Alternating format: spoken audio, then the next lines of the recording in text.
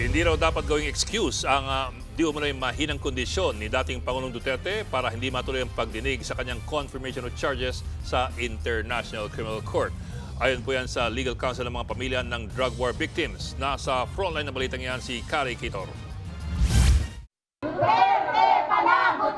Ito ang galit na panawagan ng mga drug war victim matapos ipagpaliban ng International Criminal Court ang confirmation of charges hearing ni dating Pangulong Rodrigo Duterte. Nakatakda sana itong magsimula sa September 23. Para sa mga kaanak, delaying tactics lang ang ginawa ng kampo ng dating presidente. 9 years na kaming naghihintay. Ang katuwiran lang ay unfit. Unfit siya sa anong bagay. Sa inilabas na desisyon ng ICC, not fit to stand trial o hindi na raw kayang dumalo sa pagdinig ni Duterte dahil sa kanyang kondisyon. Kaya nagpasya raw silang ipagpaliban muna ito. Bagay na sinigundahan din ng abogado ng dating Pangulo na si Nicholas Kaufman. Unti-unti na raw humihina ang kalagayan ni Duterte kaya apektado na ang kanyang abilidad na intindihin ang mga ebidensya. Pero hindi raw yan excuse para hindi makadalo sa hearing ayon sa Legal Counsel ng drug war victims. May iba pa naman daw option sa ilalim ng ICC rules. Pwede niyang ipagpaubaya sa kanyang abogado kung siguro hindi masama ang kanyang pakiramdam o ayaw niyang umattend.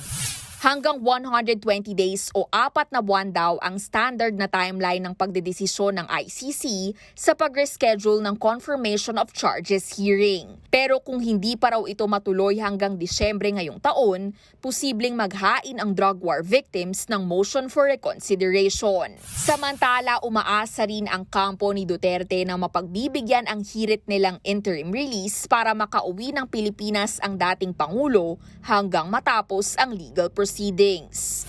Sagot naman ng abogado ng drug war victims, yung pag-uwi niya sa Pilipinas ay merong legal and political implications. Ang unang hurdle niya ay legal. Sa ICC, may finding na kasi na hindi siya, malamang sa malamang, hindi siya makikipag-cooperate sa korte. Posible at merong mga batayan kung bakit nasabi ng korte na pakikialaman niya ang proceedings. Nagbabalita mula sa Frontline, Kari Kitor, News 5. Mga kapatid, Ed Lingaw po, maging maalam at may pakialam sa mga napapanahong balita sa ating bansa. Para sa mas malilimang pagtalakay at paghimay sa mga issue at headlines, mag-follow at mag-subscribe sa social media pages ng News 5.